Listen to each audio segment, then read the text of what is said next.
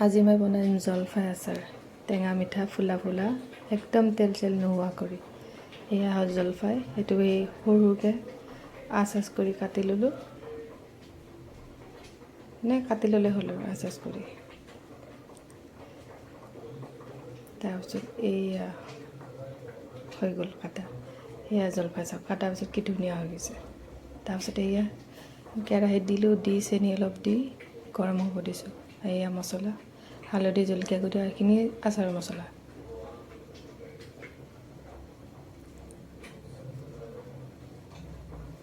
তাৰপিছত এয়া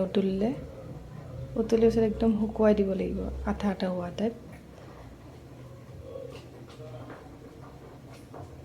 আঠা আঠা হৈ গ'লে তাৰপিছত নমাই দিলে ঠাণ্ডা হোৱাৰ পিছত নমাই লৈ ঠাণ্ডা হ'ব দিব লাগিব তাৰপিছত এয়া একদম ফুলা ফুলা ধুনীয়া ধুনীয়া একদম টেঙা মিঠা আচাৰ ৰেডি হৈ গ'ল যিকোনো বস্তুৰ লগতে খাব পাৰিব ৰুটি বা পোলাও তেনেকুৱা ধৰণৰ বস্তুৰ লগত খাব পাৰিব এয়া চাওক